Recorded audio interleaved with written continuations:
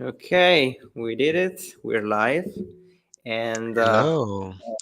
most importantly, Fabio is back. Hi, Fabio. It's back. Woo! Hello, hello. I need to have like those crowd No, sounds. no, Like, don't do it. Don't do no, it. Creepy okay. stuff. Oh, it was just an idea. I don't know. Well, hi, Fabio. Hi, everyone. And by the way, Fabio, the intro video was new for you, right? You didn't see that. Yes, it was the first time for me. Yes, Yeah. it's And interesting to see how you're evolving. interesting. Interesting is it's an interesting word. Okay. No, no, it's Okay. nice. Yeah. It's nice. So you know, I was looking at you some lives ago, because I like to have a look at the lives. So during while they're happening, Okay. but I always joined like 5 or 10 minutes late Okay. because So you many things always happen in need. my life. So I was late, and I always lost this new intro. So nice, nice. Yeah, yeah. Anyway, yeah, it's just a nice thing. I hope it's nice. Just even you people watching this, let me know if you appreciate it. I see someone joining from YouTube. We are live on LinkedIn, the X, Twitter stuff. I don't know how to call it anymore. And YouTube. So hi everyone, and just you have the chat there. Feel free to use it, comment, use it as to ask anything, so we can have this conversation together. And should say first of all, if this is the first time you watch this is the Security Break podcast, just a little project of mine where I invite the coolest people out there, like Fabio this time, to have just a little conversation on some of the last security news that we collected from the last week. We This is episode 25, so that's a pretty nice number. Mhm. And you can watch all of the previous episodes on the YouTube channel. So go in there, maybe subscribe, so you will be also notified for all of the next videos. So that's it. Fabio, well, Yeah, most of the people that watched the previous episode know you, but maybe you want to introduce you once again. What do you think? yeah. Why not? So I'm Fabio. You can read my name there.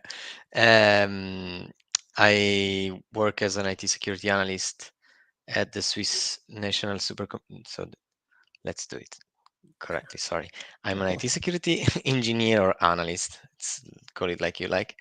Um, at the Swiss National Supercomputing Center in Lugano. So we are part of ETH Zurich, and yes, I'm there trying to protect or secure our our HPC infrastructure. Yeah, that's very nice. Actually, I always think that you're in a real, let's say, interesting and particular kind of scenario, right? You don't see that same context everywhere, um, and I think it's tricky. Yeah, Definitely it is. it's crazy. It definitely is. Yeah, yeah, it is. It's Yeah, pretty. So and it's not common. It's not common the environment we yeah, have. definitely. I think you have to deal with some stuff that most of the people out there, even in the same, still working in security, don't really, know about. But yeah, it's definitely interesting. You get to know a lot of interesting stuff for sure, Yeah, or to it's deal with. science. So people wants to have open Open access point. stuff, exchange of data, research, and if something is open, Yeah, somebody will try to jump in, and yeah, and see we what's see a in lot of those stuff. Yeah, exactly. Try to understand if the traffic is in clear text or there. yeah. Okay, so let's go on. So the idea is this one. We collected a bunch of news. I'm going to share my screen here. I'm going to introduce the news itself, and then we can have a chat on that. Um, all of the articles we're going to discuss about, I'm going to take those links and put it in the description of the video later. So feel free to go in there, do your own research, do your make your own opinion, and maybe let us know what you think later. Okay, so this is my screen. Yes, and that's the first news. So we decided to start with this news that is actually taken from a Google blog that just came out this week. That is pretty interesting. So this is talking about the work of a specific team inside Google that is called TAG, so Threat Analytics Group. They basically are tracking a lot of zero-day vulnerabilities that are affecting Google products, but of course also third parties. And in order to track them, analyze them, and maybe at some point find how to fix those flaws, and maybe reach out to the third parties vendors that are affected by it. So overall they can counteract those zero-day vulnerabilities. And the very interesting thing that it's specified in this report is that most of the 0 days that they tracked in the I think in the last year, yes, basically in 2023, most of those they are apparently linked to the work of what they call CSV, or commercial spyware vendors. I admit this is the first time that I hear or I read this specific acronym, but that's pretty useful. They are specifically referring to those, let's say legitimate companies, because they are companies, in fact, that are developing and selling, basically spywares that are being sold to governments, to secret agencies, and so on and so forth around the world. The problem with those is that most of the time we see a lot of sketchy stuff happening that is using those kind of softwares, even though they are they should be legitimate, they should be sold and used only by specific actors out there. And still there's a lot of bad stuff that is happening because of those same softwares. And this is one of the thing, right? Apparently the worst and most of the zero-day vulnerabilities are being either developed or either found or just used by these sketchy vendors, which is interesting, right? Which is definitely interesting. We know just to remember everyone, we're talking about zero-day vulnerabilities. What we mean is basically a vulnerability that is being found by someone out there, and that same person or organization is not really contacting the vendor, right? To let them know, oh, you have this very bad thing out there that can be misused, that can be very bad for you. So they just keep it secret so they can use it, for their own interests. In this case, to use it to spy on people, to spy on an organization, and so on and so forth. Now, that's already something. I think we have couple of different nice topics in there. What's the first thing that came to your mind while reading this, Fabio? Well, this market, it was the same for me about the acronym. So the CSV I always used for comma separated values Right. files. Yeah. So never heard about the commercial usage Spyware. Yes. for Yeah. spyware. Yes, for spyware vendors. Um, so it's quite strange, I would say. It's a topic.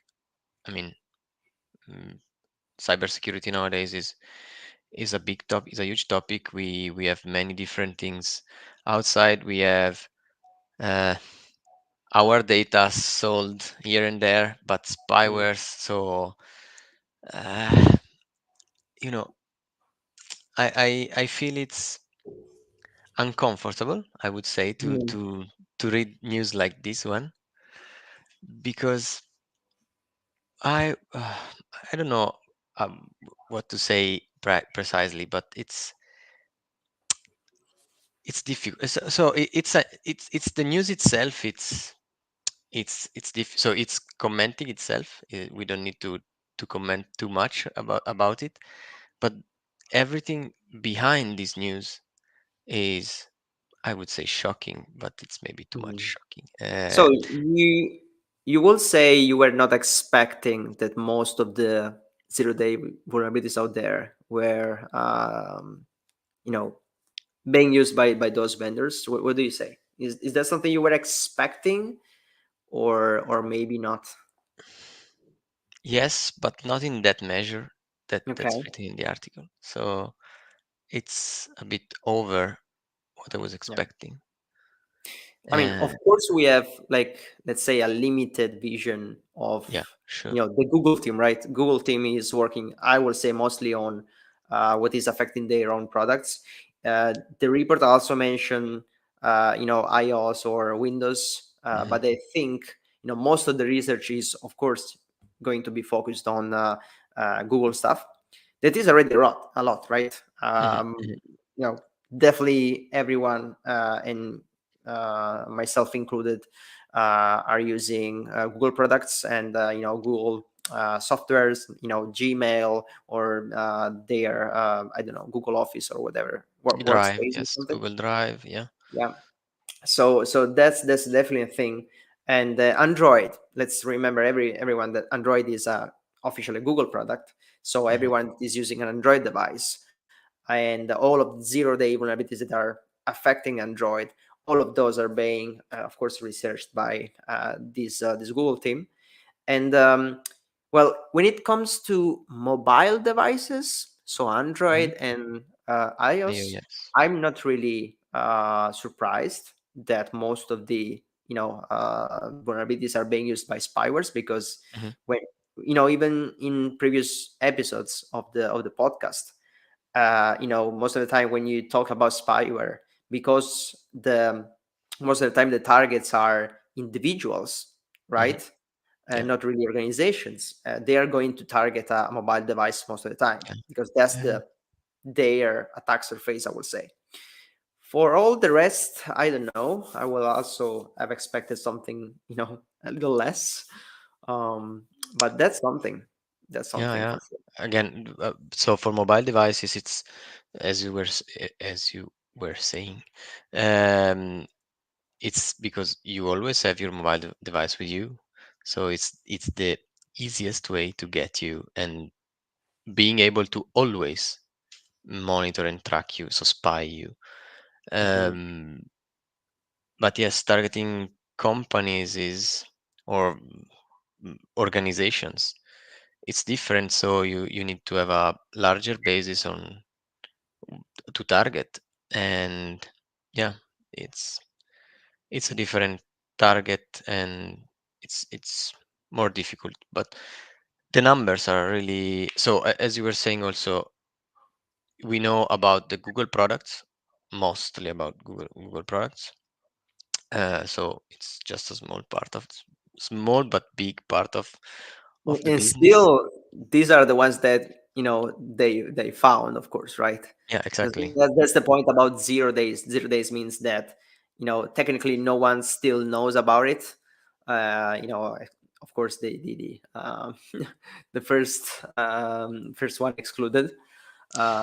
So technically, I would say it's even technically wrong to call them 0 days Hmm. right now, because if they found about it, if they reached some patches at some point, they are not 0 days anymore.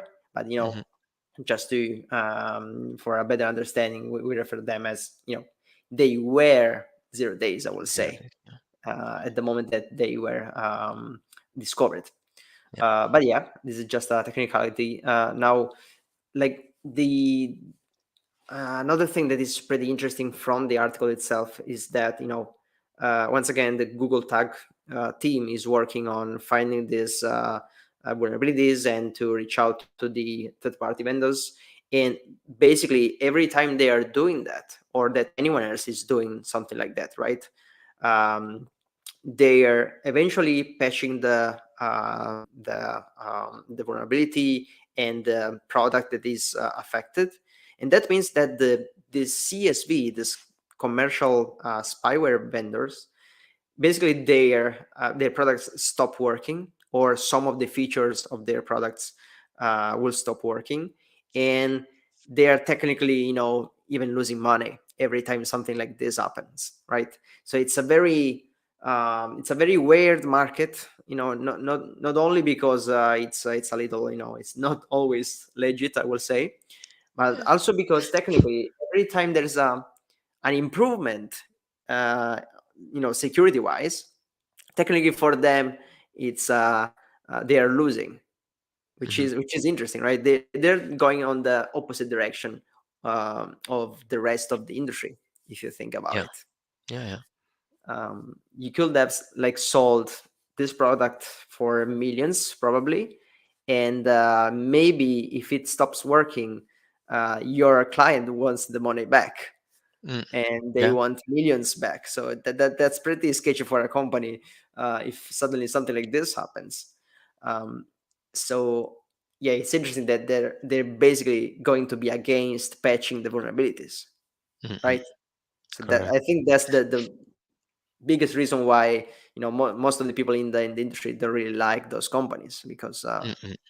they are doing money on something that is going against the overall um, research efforts. Yeah. Okay. Yeah. Yeah. It's true. Uh,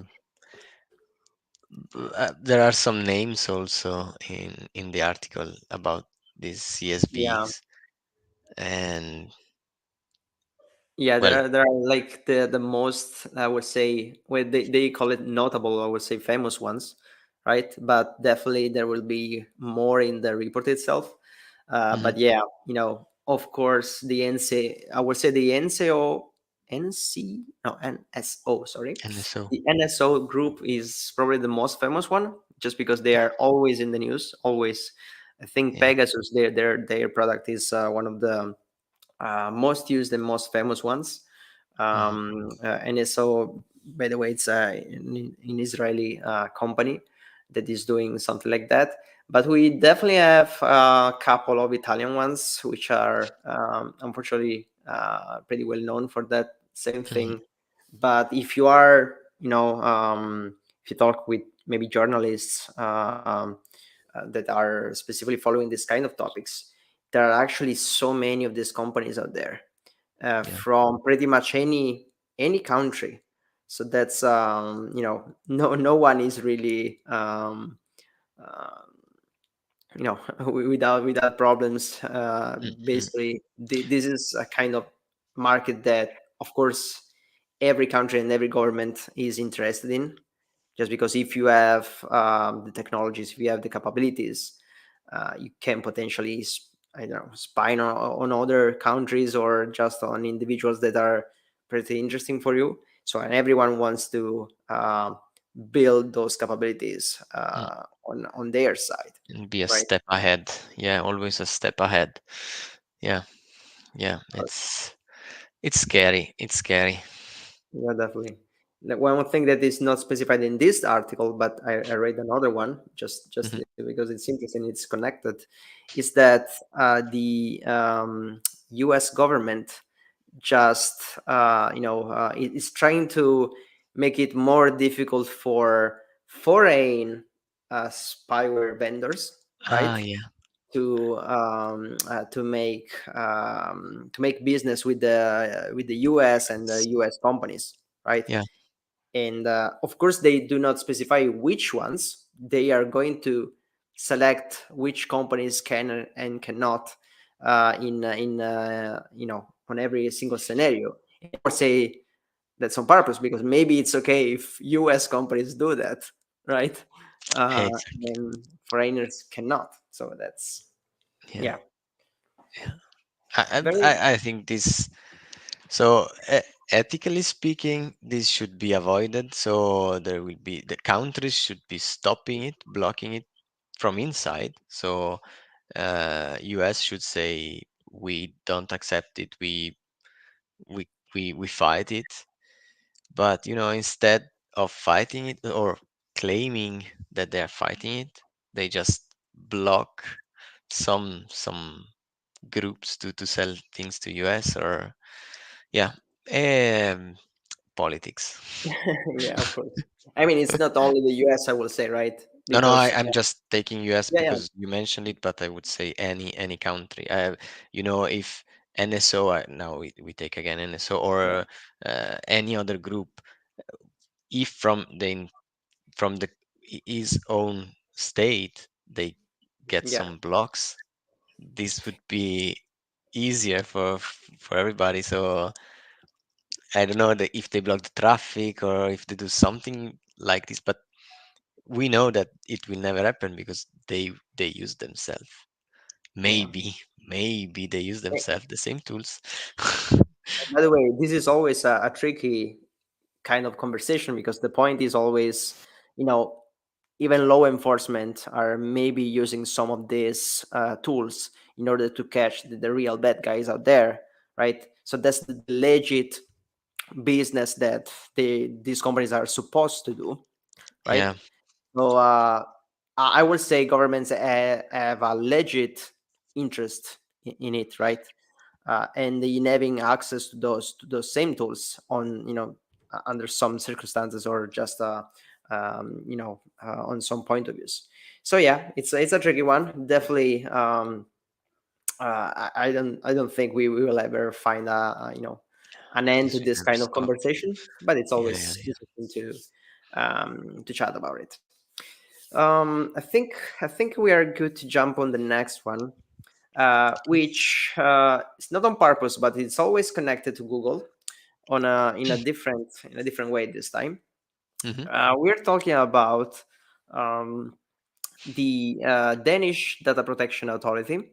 If it's not clear yet, we have this thing called GDPR in Europe. This is a regulation that for any country in Europe basically put some very strict rules on how you handle data and how you process data. And every country have their own data protection authority. This time we're talking about the Danish one, and they basically just announced that Danish schools are basically sending too much data to Google without caring too much about what they do with it, right? So apparently Danish schools are very commonly using Google products such as the Chromebooks, so the Google laptops, basically, I would say, and their Office suite, their Google Workspace for their students, maybe even teachers. I'm not sure it's specified in the article, but probably if everyone is using it, I will also expect Yeah, teachers to do so. seems so. Yes, And it's not very clearly written, but seems so. Yeah, Yes. I will probably say so. And basically, at some point, one of the kids' parent and activists protested about this usage without any check, any inquire on why and what exact processing Google was doing with the school's data and kids' data. And eventually the data protection authority said something about it. And the thing is that um, right now the schools have just few months to stop sending those data to Google, right? Or make sure that, and I'm simplifying it right now, or just make sure that every usage and processing of those data are, let's say, legit and intended just for the just the legit usage of those tools, right, of the laptops and the Google suite. Now, I think this is a very interesting thing for a specific reason, right? Nowadays, I'm not in school from a while now, right? But nowadays, I hear and I see that everyone is using technology for their own just studying, or just in schools. Teachers have a lot of applications and things that they have to do, using a computer, basically. So we have everything digital, basically, nowadays, right? And you need tools, you need applications, you need softwares to work and to study and everything, right? And most of the time, I would say probably all of the time, you always have you know third party software and applications, right? This time, once again, we're talking about Google, but maybe somewhere else they're using Microsoft stuff, maybe anywhere else, probably. Yeah. They use Windows on laptops, and they use Microsoft Office for their homework or whatever, and they're using, I don't know, Microsoft Edge instead of Google Chrome for Yeah. their internet research and everything. So the point is that it's not about Google. It's about, if you use any tool, if you use any software, you're also sending data to that company for many different reasons, right? So I really feel this, I understand why this is happening. At the same point, my thoughts are, okay, what's the alternative? Do we have an alternative? Can the school actually do something about it, or maybe not, right? um what do you think? I would say this is due to laziness. No, Mm. nowadays it's maybe laziness, but it went so fast, the technological evolution, Mhm. that it was difficult for people. So we are specifically on cybersecurity. We're talking about cybersecurity today, but cybersecurity is a topic since 10 years. Yeah, Let's maybe the last 10 20 years. years, okay? 20 years. Okay. Let's be generous. Um, and we are very specific. But look at what happened in the last 20 years. So Mhm. 20 years ago, I was not having a smartphone in my pocket. Or yes, they were starting, but it was quite far from having a cloud account to store all my private data, personal data, or even worse, to share data from the school. So maybe there are teachers that are using Google Drive. Now, let's talk about Google, but the cloud to store Mhm. personal identification data about the people at school, so the students, and maybe pictures of them. And, you know, we hear about data leaks every day. Uh, wh- who knows what can happen? So, and again, if this evolution was not that fast, maybe the adoption phase would have been slower, and governments would have taken some actions to create the, let's call it, private cloud or government cloud, uh, to manage this kind of stuff. The fact that big companies did it before we could even think about doing it, yeah, they were again one step ahead us, or one step ahead the governments or the people out there that could do it for the public institutions. And yeah, then the data protection law should have been used only to exchange data between. So when I wanted to get data or send data to other private clouds, I'm, I'm thinking while speaking, Mhm. it sounds a bit legacy what I'm saying, but Okay. I would, so yeah, I'm getting old, but it's kind of legacy, but at the same time, it's something that would have worked better because any activist, so this activist was complaining about the usage of Google Cloud for schools. Um, if the government was managing the platform or being responsible of the platform, then his complaint would have gone to the government. And since he is paying taxes and is sponsoring this, he, he should be managing this. So the question would have been more direct. One thing that they are complaining about is also that it took like 4 years and something to take Yeah. this decision. If it was something internally managed, it would have been like easier. You say Would- so? I would say so, yes, because you know the fact that you're talking about a so big third party, it's Yeah. difficult also to manage. So why shouldn't we trust Google? Yeah. I mean, Could have it's been one question. it definitely depends, right? It's that definitely once again not an easy topic. Yeah. I feel there's definitely like an overall movement against the big tech when it comes to handling our own data. You know, we had definitely a lot of past events that made most of the people out there really against social media and big tech handling and processing our data and so on and so forth, which I definitely understand.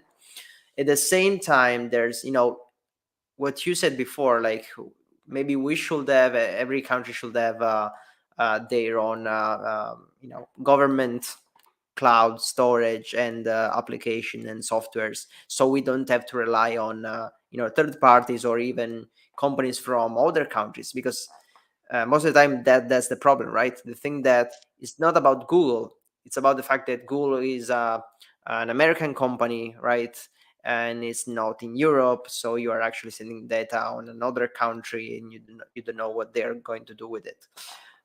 Maybe if we had not only, I'm not sure if the problem is with the government stuff against, maybe if we had our own European Google, Hmm. will that have been a problem as well?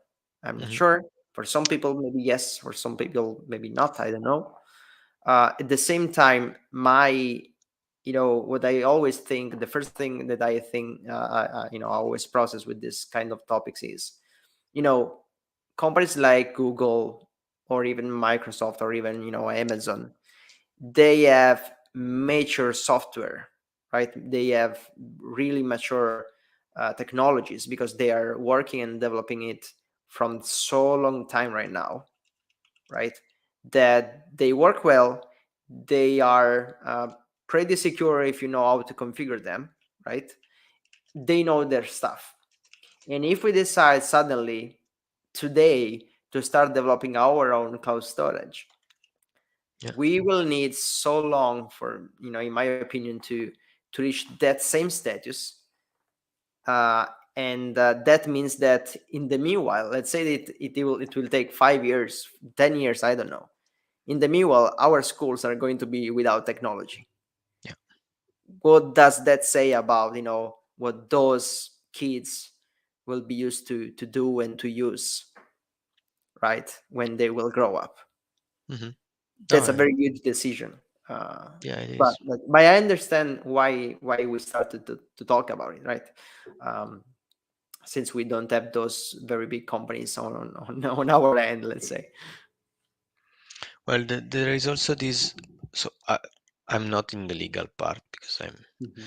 I'm lazy. No, I'm not interested in, so I'm not going deep in that. But there is this law. If you are a US company, you you must send. So if you are required from a court or something, you must send the data to them. So this is something that we always underestimate, maybe. Even Mm. if you have the branch, I would say branch in Switzerland, but Microsoft, Google, Facebook, Meta, call it like you want. Um, if there is something from US asking for the request, asking a formal request for the data, they must provide it to US. Mm. So again, maybe somebody from the comments or in the future they will share some more also for me to better understand. But this is something that can scare, so that should scare people about their personal data. But as you said, without those big companies, most of these technological advantages we have today would not have been possible. So Right. thanks to them that they are taking care of it from I one mean, side.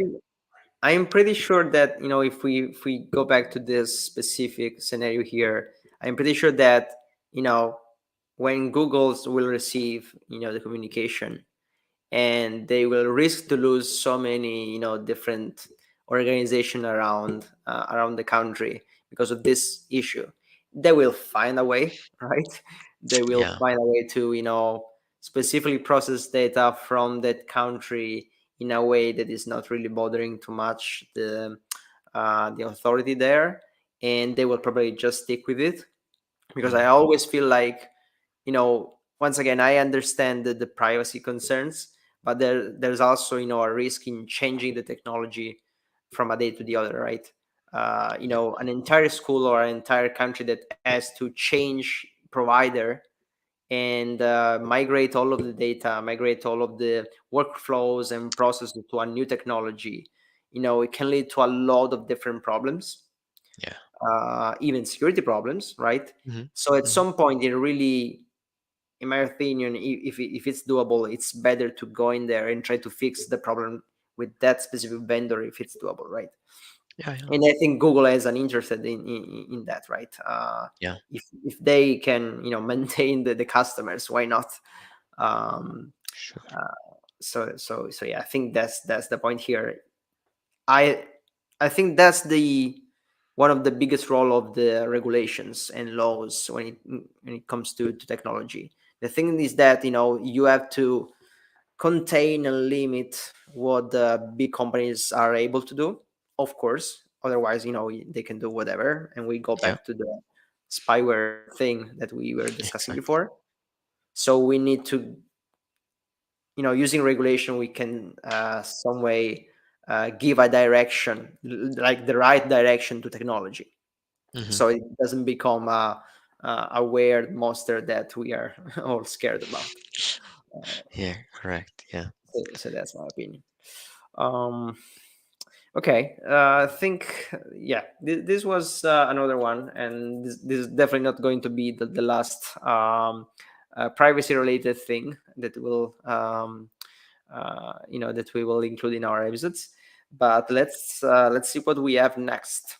And just before we do that, a little reminder for anyone who was watching this: consider maybe hitting that subscribe button, just because it's just saying to me that you're interested in this, you're liking this, and maybe I should do more, and I should continue reaching out to people like Fabio and having these little conversations here, because it's useful not only for me, that's for granted, but also for you out there. So thank you for that, much appreciated.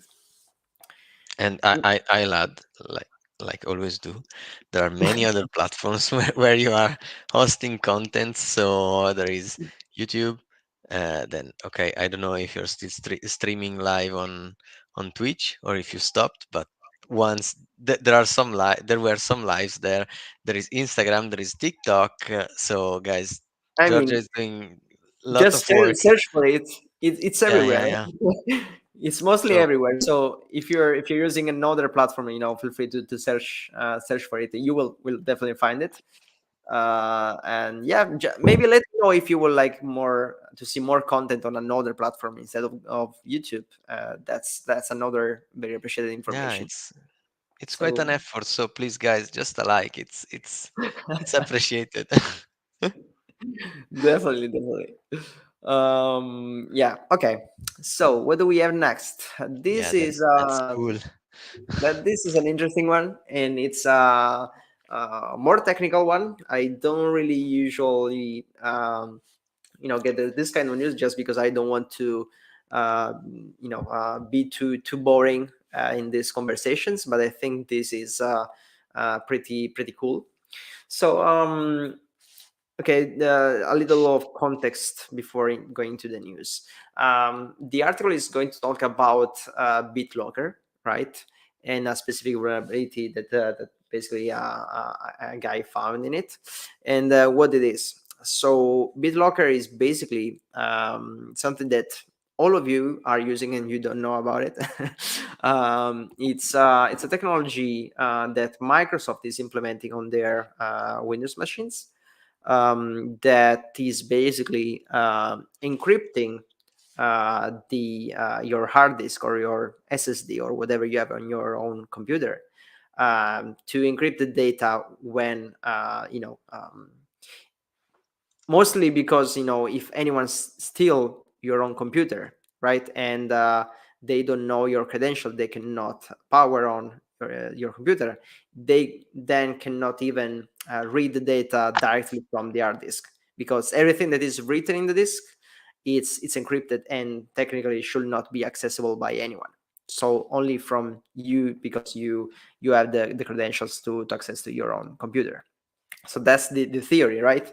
And everyone is using it. I think nowadays it's on by default pretty much everywhere, or it should be. I hope it is. Definitely most companies are using it, because Mhm. it's It's it's a free. very big risk. If anyone steals a laptop from an employee, right, you Oops. can enforce all of the security measures and technologies from your infrastructure. But if someone can just steal your data because they can, go in there and physically take a laptop, that's a big risk. So encrypting all of the disks by default, and making sure that after some time that you do not use the computer, it freezes and it log off automatically, basically enable the BitLocker technology to um, just contain the risks and keep the data secure. But here's the thing: it's not as secure as we all thought, or at least this YouTuber, actually, Stack Smashing. Thanks for your work, by the way, Stack Smashing. They demonstrated in a video that they really easily basically found a flaw in technology, and they demonstrated using a Raspberry Pi. Once again, if you don't know, it's um, I would say A small computer on a stick, embedded. Yeah. right? Yeah, a little embedded. How do you say it? I have a word in Computer. mind. Let's call it computer. It's Yeah, fine. let's call it computer. Okay, just for to make it easy. Very small computer that you can program to do whatever you want. And in this case, they basically built it and programmed it to read directly from the motherboard of the computer the communication between the CPU, so the central brain of your own computer, with the external chip that is called TPM, that sometimes is used to store some of the information BitLocker is using, right? So it's not always like that. Sometimes you have the CPU that is able to do everything on its own, and in that case this kind of exploit, this kind of vulnerability is not affecting it. But whenever you have this external chip, this external TPM, trusted platform model, on the motherboard, the communication between the CPU and the TPM, it's not encrypted. So basically if you are able to read that communication directly on the motherboard, so basically they are attaching the Raspberry Pi to the motherboard and reading the communication that is going on between the two chips, that can basically reveal the key that enables you to decrypt the disk. So I hope that makes sense, because it was very fast and it was very, making something easy while it is not really. But yeah, once again, you know, something that we really think it's a standard, something that we really think it's making pretty much everyone secure, and we don't really care too much about it, right? I don't think you're really caring about where you leave your laptop or your device, because you have full disk encryption nowadays everywhere. All of the most recent operating systems do have full disk encryption, even mobile devices and everything. So we are pretty much secure on that point of view. But we still can find, this kind of vulnerabilities with the very cheap technologies like the Raspberry Pi in order to exploit them. So basically, everyone can do that while they have access to the technology and the software, especially if it becomes open source at some point, which I'm sure it will be, Mm. like every exploit. So yeah, pretty big risk. I wonder how long it will take to find a fix, because this is an hardware issue, right? Yeah, correct. And I don't know if it's fixable like with some firmware upgrades. Mm, Hmm? Hmm? I don't know. I don't know. Well, as you said, it's something specific to the external TPMs, so the trusted platform modules external to the CPU, or so with a lane outside, so long enough. And I didn't look at the complete video yet. I just took some spot of the video to understand what they were doing, what he was doing. And that's interesting. He created this Raspberry Pi Pico, so it's very small board with the I actually pins have the directly image here. connected. Yes, you have the picture on top. Yeah, directly connected to the lanes.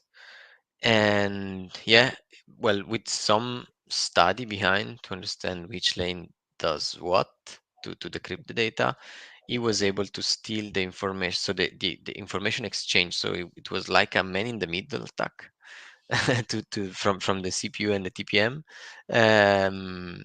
to try the decryption key for the BitLocker. Yeah. It Yeah, took less than a minute. it is a man in the middle, right? You're basically sniffing the communication between the two things, Yeah, because you are in the middle of the two things where you are not supposed to be there. So correct. technically, the article, I don't know if the YouTuber also mentioned it, but technically, I will call it man in the middle. S- Yeah, I don't remember if it goes in a way, but the video is quite recent. It's 5 days ago. So, but this changed also a bit the perspective of encrypted drives for, I don't know, forensics investigation or That's true. incident response. This can change a bit the cards. Yeah. So we can see also benefits out of it, maybe not Yeah. only bad things. uh, but yes, quite interesting also this, because he's doing on his own laptop. Yeah. I don't know if the technology is that weak. um, so it's an old laptop he used, but Mhm. I don't know if it's still that weak, but I would say yes, otherwise he wouldn't have published the video. I mean, it's definitely an hardware thing, right? And hardware does not change as often or Yeah, as as quickly as software.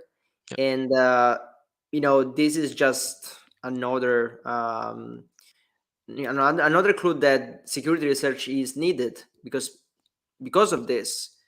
Probably from now on, we will always have motherboards that have everything embedded in the CPU, because they basically demonstrated that the TPM, if it's put externally, yeah, could be a problem, right? Even if they change the firmware and everything, potentially this is an issue that yeah, can be there, and it's definitely better to have everything embedded. So maybe this is going to just deviate the future yeah, development on that side. um, but yeah, of course, not all of the computers are going to be affected by this. Not all of the motherboards are going to be vulnerable, and no, maybe no, no, some of the ones with an external TPM are still not secure, vulnerable. because Yeah, they implement some sort of different communication or something. yeah, Mm, I think the communication should still be somehow in clear, or because then we go back to the chicken and egg problem, because yeah. if you encrypt the traffic, where do you store the credentials or the encryption keys to then decrypt it? Yeah. Uh, so it's quite difficult. One thing that you just triggered me with the digital forensic stuff, just because that's my focus there, which I did not think in the first place. But you are so right. Of course, this could be something that an attacker will do when they steal a computer and they want to read the data in it. But we also have, I don't know, law enforcement seizing some computers from a crime scene, right? Yeah, And they want to find out who's the criminal from the computer data, but the computer is encrypted, because every computer is encrypted by default, pretty much. This kind of things are the ones that are going also to be used by the, I would say, the digital forensics vendors, mhm, and by the examiners as well, so that they can maybe decrypt that communication there, find out what's the decryption key, and then read the disk. So every time, I think there are always two different phases, right? Two different things when it comes to a new vulnerability, right? yeah. There's always someone that is a little more happy, and someone else that is definitely not. But yeah, now probably a lot of forensics examiner there are partying, because now they have They a can full. decrypt drives on the Yeah. fly after years having them stuck somewhere in some lockers. Yeah. um, I was so it's one of the first thing I asked myself is he really the first one trying to do this stuff, or is there someone like the CSVs we talked before that was already doing it? Like, for mobile phones we have the big company who can decrypt stuff, or who Mm, can discover stuff magically automatically out of a certain kind of device. I will not mention names. um, but I was thinking, is it possible that up until now nobody else was trying to do something like this? Well, you know I'm the first one who never thought about doing something like this, so for me it's fantastic. I uh, mean, I'm not sure, just because it's not specified in the article, and me as well. I just watched the video very, very quickly, so I'm not sure if the point is that they discovered the vulnerability, or the fact that they were able to exploit it with a Raspberry Mm, Pi, right? mm, Because that could be the thing. Maybe the vulnerability was already known. The the communication in clear was already known, but the fact that you could just buy a very very cheap, uh, you know um, device. board or device like the Raspberry Pi and use that to exploit it, it's very interesting. Also because you said it right, there are vendors out there that are doing this for their uh, $1 million businesses, right? So maybe there are already some devices out there that can do it, but they are so expensive, and also technically they can just only be sold to maybe law enforcement and similar agencies. While right now anyone can go and buy a Raspberry Pi like this for $10 or something, and just build it something like this and exploit a very, I would say, a very risky vulnerability that is affecting so many devices out there. Let's remember just a second that this is an hardware thing. Doesn't you know sorry, um, no matter what is the operating system that you're using, no matter if you're using Windows, Linux, or whatever, Yep. this is affecting directly, the underlying hardware. Yeah. So no matter if you feel secure with your Windows, Mac OS, or whatever, if you're using something like this, potentially you could be affected.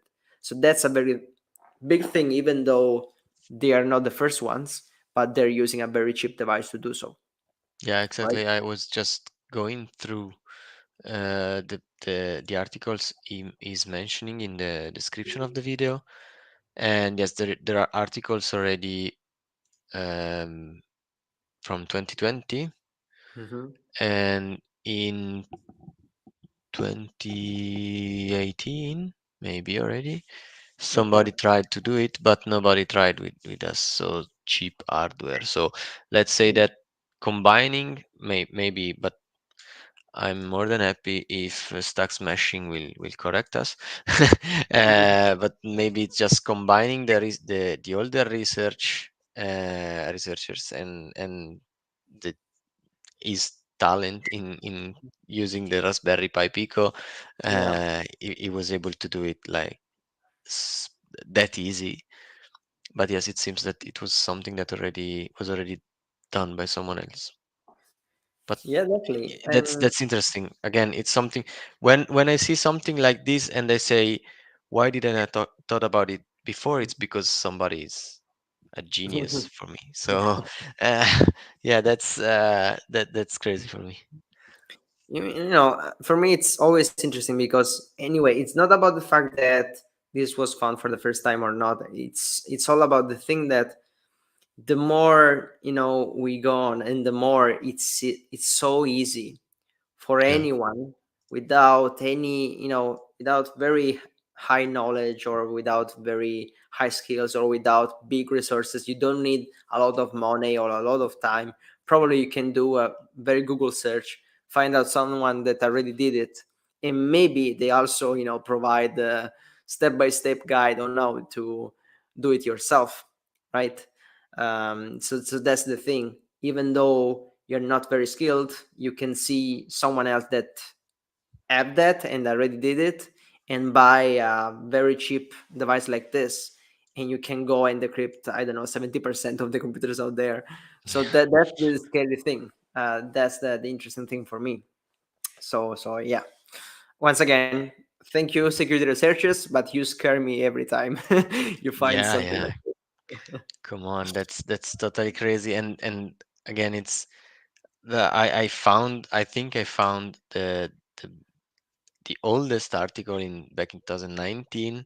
It was March 2019, so maybe the real research was even before. Yeah. Uh, but it seems that they were already doing it, and TPM 2.0 is also vulnerable. Some of the 2.0 are vulnerable, Okay. and yeah, we are full of genius out there. Yeah, I would say. Very big one. But let's go to the very last news of today, unfortunately. But every good thing comes to an end, apparently. Um, Uh, And I really wanted to finish with this thing that I think it's from just yesterday or just a few days ago, like a couple of Yeah. days ago. And it was for a very small time, very big. It was everywhere. Everyone was sharing it. And there's a very good topic that I want to introduce here.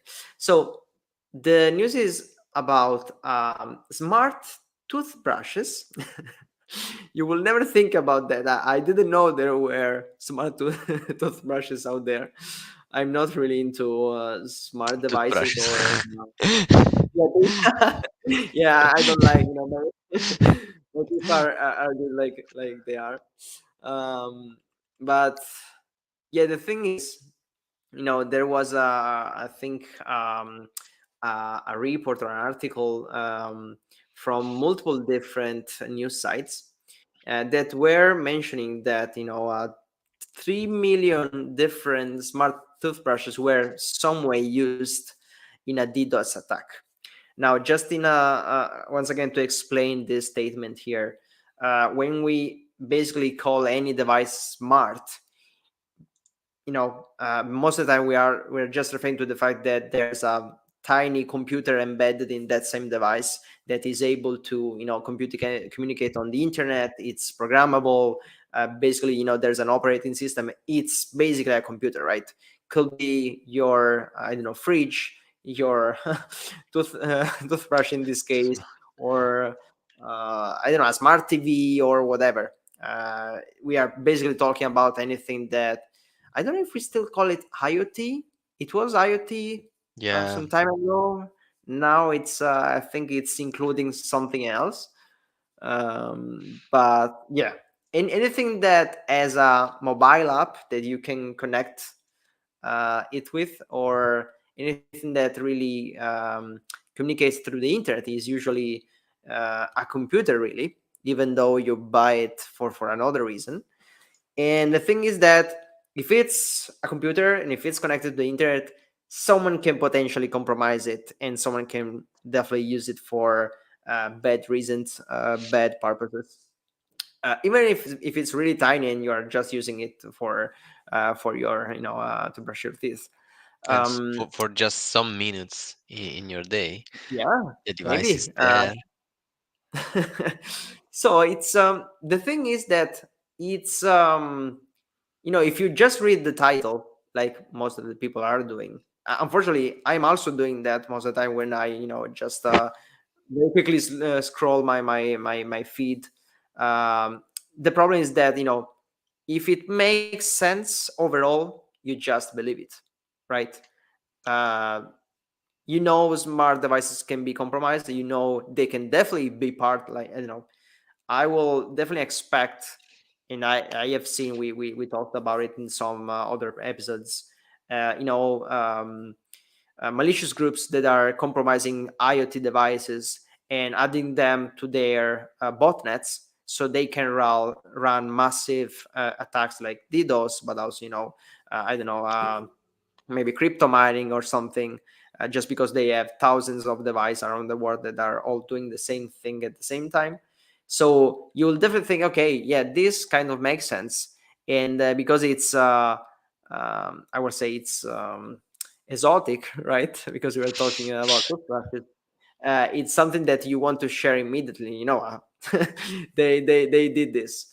But the thing is that the news itself, the this fact that they reported, it's a thing. It's interesting. We can talk about it. At the same time, I really want to stop a second to talk about this thing.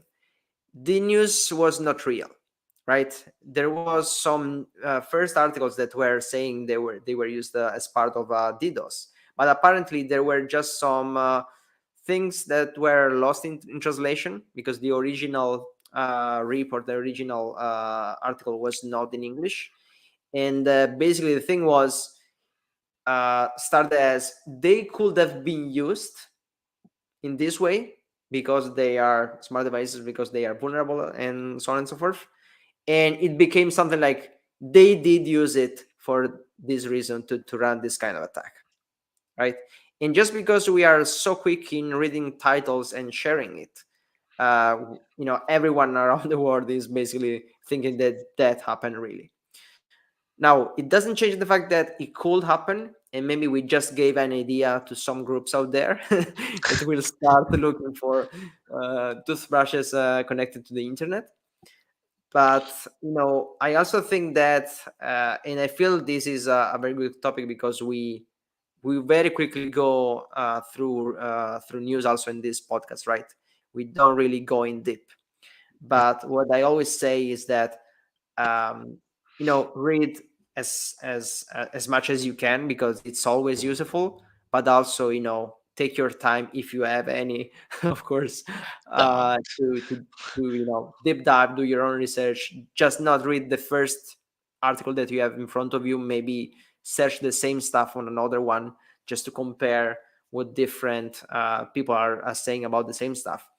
And maybe, even if you read about it once and you see a new article about it, go in there, because there will be some updates and something like that.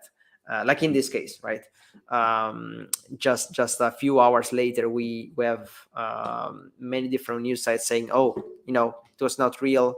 It was not really, I would say it's probably some kind of misinformation or something. But yeah, it was not done on Clickbait. purpose. um, but it's a thing, right? It's definitely a thing. If we want to use the news as part of our learning process, we should also take it consciously that something maybe cannot be really accurate out there, and really double check, fact check, and just think about if it makes sense or not, with our own mind, just without trusting everyone that just because they're writing something on the internet. Yeah. Yeah, and you know, I just try to add something more because you already explained a lot and very Sorry. precisely. But it's no, it's fine. You did it perfectly. So let's go on. Um, it's computational power and network that it's not your network that an attacker can use. So it's not their network. So let's suppose I'm the black hat. No, I'm joking. Let's suppose I'm an hacker and I need power and a network connection that is not mine. If I can find a vulnerability, and they're doing it, it's not something new. They're doing it since many years. If they need to use computational power nowadays, they try to hack webcams, they try to hack printers. Why not? And you Yeah. will have an IP address which is not yours. You will have computational power that maybe don't need thousands of cores, but it's just a simple CPU that can be used to run small commands against another device.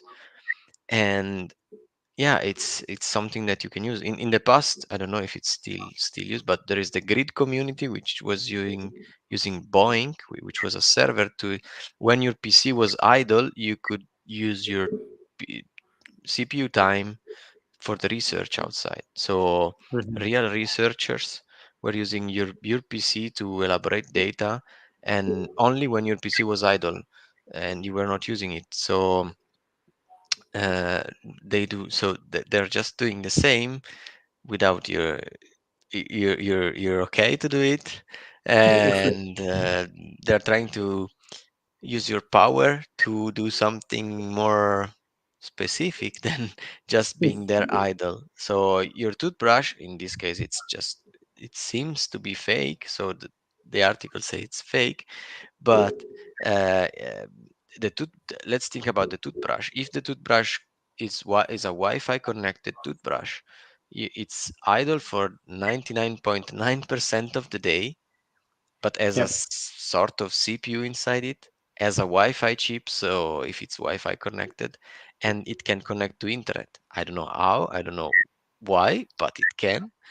So why not try to abuse it and connect to another website just for the sake of doing it? Yeah, Yeah, we basically said it. Whatever as a CPU and an internet connection, it's definitely something that is interesting for attackers, right? Um, Maybe they don't need a lot of computational power. Definitely depends on the type of attack you want to run. But definitely the point here is to have thousands or millions of devices that can be used at the same time, right? It's not about how big or how strong is your own device. It's the fact that I have a million of those around the Mhm. world, right? Mhm. And controlling them to run my attack. Let's say this DDoS thing, even though it did not happen really, it's definitely possible, right, to run Mhm. something like that. And we have seen something similar in the past. The point is that the attacker not only has access to a lot of power that they will not have on their own, right? Because maybe they have just a limited computer or infrastructure compared to a million devices out there.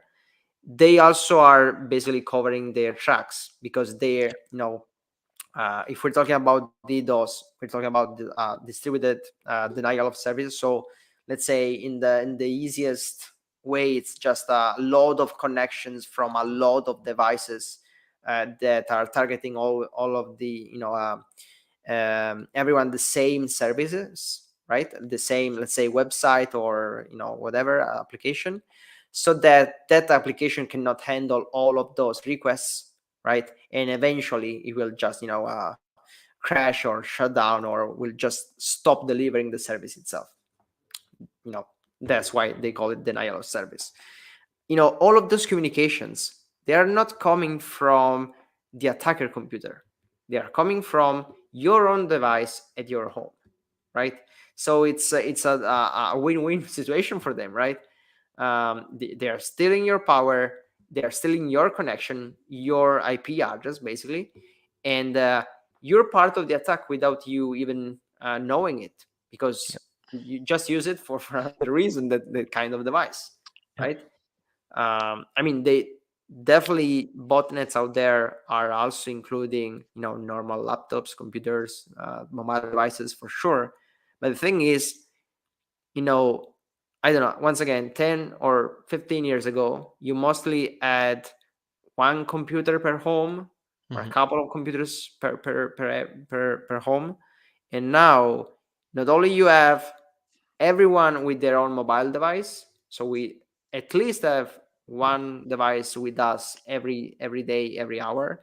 But in our home, in our house, we have so many different devices that are really computer.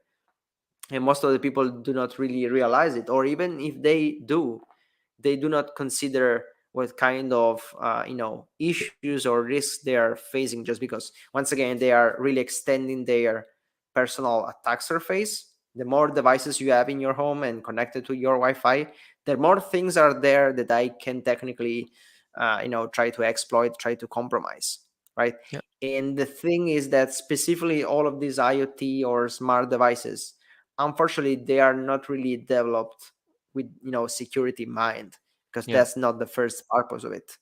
I Yeah. just Yeah. want to give you some information about how long you brushed your teeth, or how Yeah. often. I How don't much know. pressure you put on your teeth? Yes. Yes.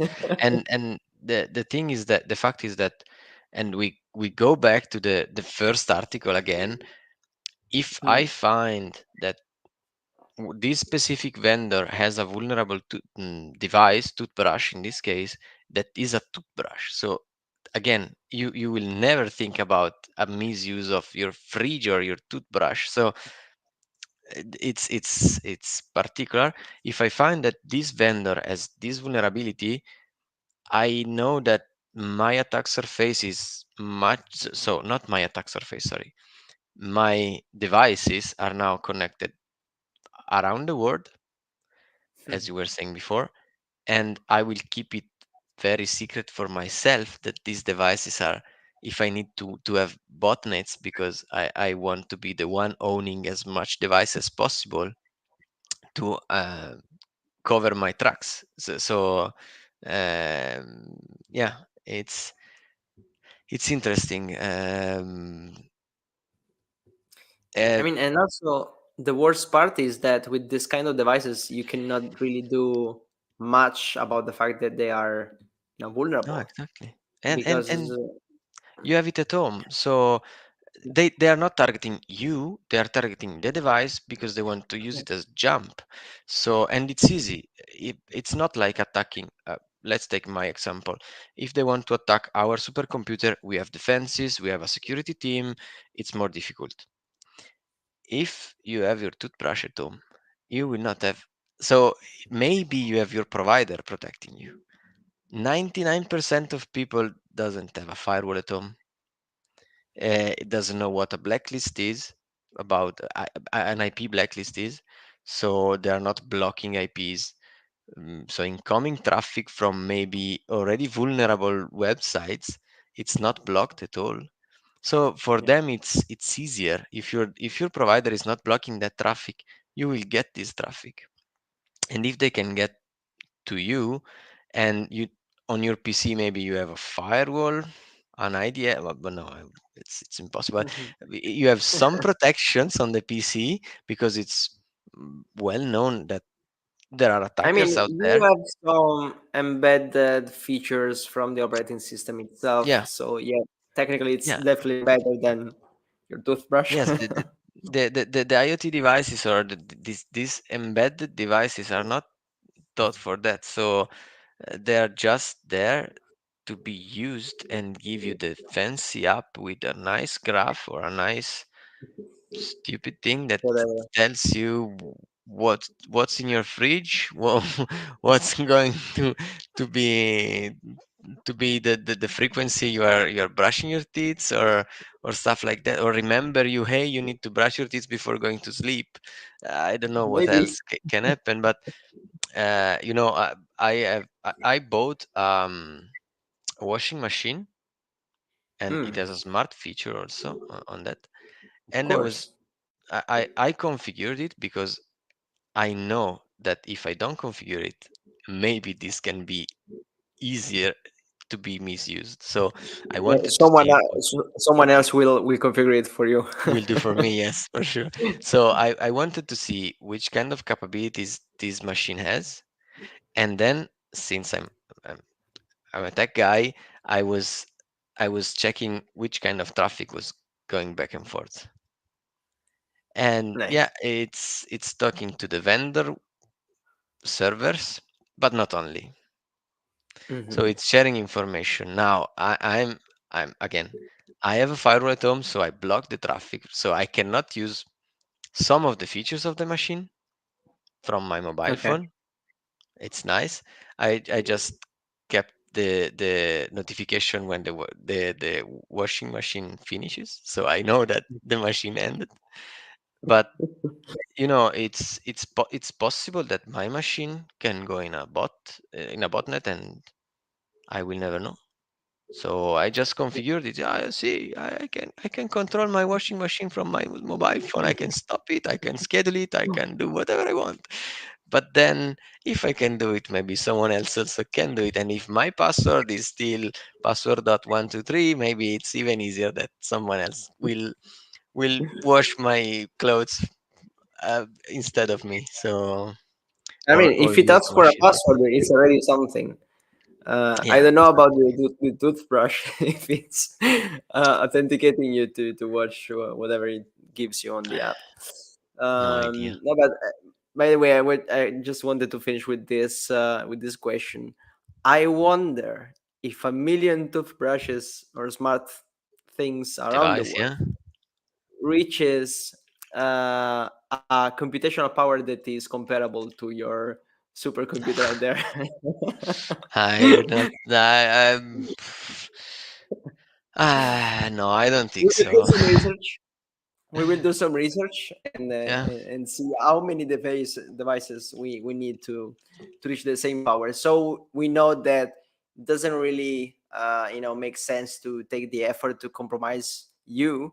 Instead, I will go and compromise everyone around the world washing machines just because it's easier, and I reach the same goal. yeah. Again, you need to find. So it changes the path because uh, even earlier smart devices. So the first devices that were smart, uh, security was not a thing. So Mm. I think they're like a mental cheese, so full of holes that hackers can use and abuse. And so yes, it's easier, but again, if they don't have, so if hackers don't have a specific use, so if they don't need power, or if they're not targeting a specific use of your data, and they can find this kind of devices, for them it's gold. I mean, Yeah. yeah. So suggestion, guys, just analyze your traffic if you can, or ask some friend No. to analyze your traffic at home and discover which kind of device is talking where. Yeah, I have another suggestion. Guys, don't buy that stuff. You don't need that. Yeah. Or But at just least joking.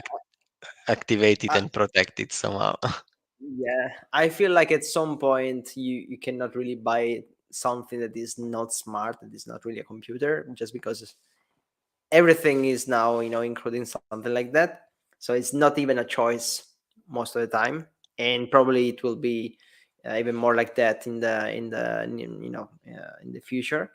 Like, I don't know, you cannot really buy a TV without it being smart most of the time, Yeah, right? yeah, exactly. And most of the time, even though I'm a technology guy, I don't really need the smart thing.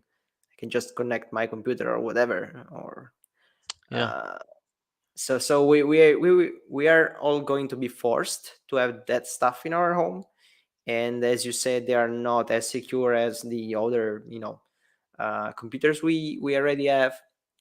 And our computer home networks are not as secure as the big companies ones. So that's a thing that I think at some point should be addressed. I Hmm. don't know, once again, maybe with regulations of some kind that forces the vendors to do something more. Hmm. Because we all have today a small, I would say small, but it's not that small if you think about it, but definitely a decent network in our home. It's not about one computer.